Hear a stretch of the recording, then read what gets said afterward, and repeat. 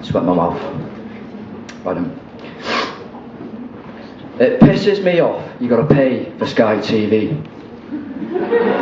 I can't watch footy or films, but then Freedy will do me. It's always a downer when you can't get hold of weed.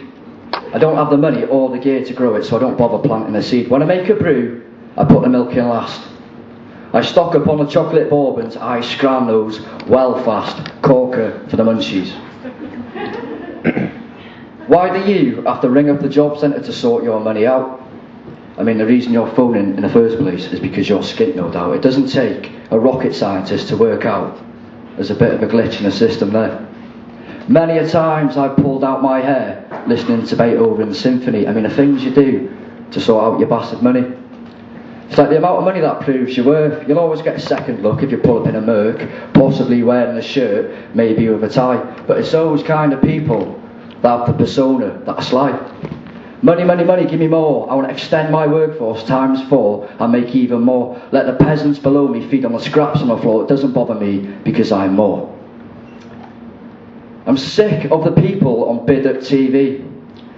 Whether it's a toaster, curtains or a mini MP3, Bid Up TV's description of the item makes them out to be the best thing since sliced bread, the bird's telling me. I'd be mad in the head not to ring up now and press 1. Well, a phone call costs nearly £2. It's £9 delivery, as well as the price of the item added on, and she's just got way too much to say about this wok that's made by Ken Hom. Going, gone. Nice one.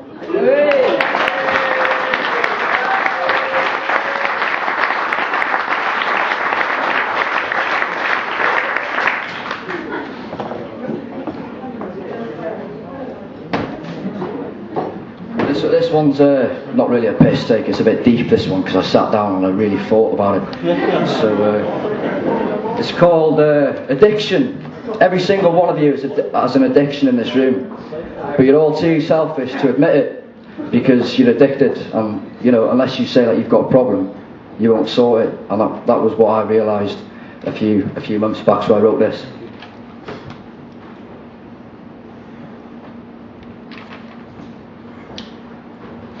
Addiction is a compulsion, an excessive psychological dependence for something that you hold close to you that you probably think helps, where really it's the reverse and it makes you worse, so it's more like a curse, and 9 times out of 10 it's bad for your health. I like to smoke pot to help pass the time. I haven't got a bad word to say about the stuff, and I think it's totally fine, but then there is that line that you shouldn't cross. What I do is substance misuse, but for some reason I don't give a toss. It makes me feel better.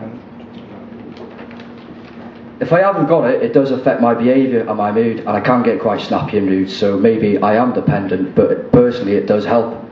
So I ask the question, if it affects my behaviour, do I need help?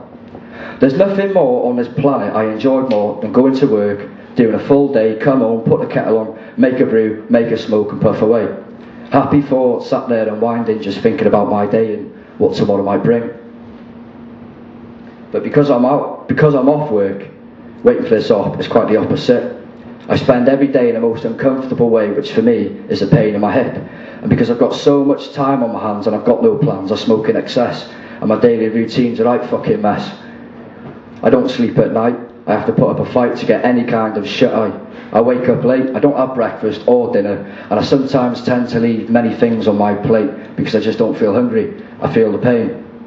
Do you know what I mean? What I do for it to just go away just for one day. I only take notice of the things that matter to me. Everything else just passes me before my eyes like a raindrop. People are worried about me, but I'm quite wise. I know there's that line, and I try to stay in the borderline. Give me another 6 months, after that off I'll be fine. You try and fucking stop me then.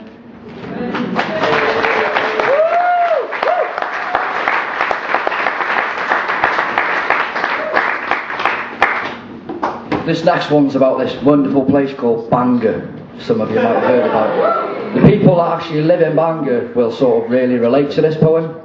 The people that don't know about Bangor and just see all the nice lovely people that congregate in nice spots tend to think that it's a wonderful place.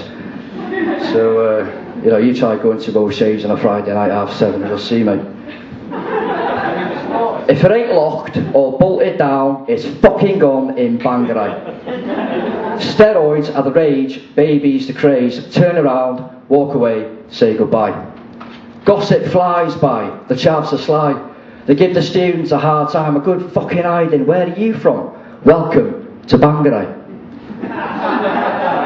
Lego block halls and blockbusters. Boy racer cars with fucking crap mufflers. 60 in a 30. The tramps are fucking dirty. There's no youth clubs on my estate. Kids walking round late, drinking cans from their crates, sit on a 50p's and hang out with your mates. Shout abuse at people that walk past and get into a debate. Left a 3 litre bottle of cider and got into a right fucking state. Welcome to Bangor, mate. The council never turn up at your house on time. The police are too heavy-handed on the front line. The Octagon, I don't know if you know that place, the nightclub down the road. The Octagon is an overcharged, priced cattle market that tries to cater from the students' loans. If you ask me, you're better off at home because it's a fucking dive of a place. The prices are a disgrace, but it's not too expensive if you go there midweek. But then if you do that, you'll wake up late in a state for your lectures and count yourself for going to the shithole in the first place. The neighbours are either nosy or noisy. You walk down the street, you're very likely to meet some weird and wonderful people. The church has got a steeple, I think, I don't know. Whenever I'm sort of near there, it's usually when I go to Yates for a jar. And then think, oh fucking hell, here we go. There's always one mush that likes to kick off and start a show. The birds go for fellas that act like pricks. They go out and about and see how many slags they can get to sit on their dicks. It's a very controversial place that's full of drama. But you're never bored in Bangor, so it's fucking Brahma.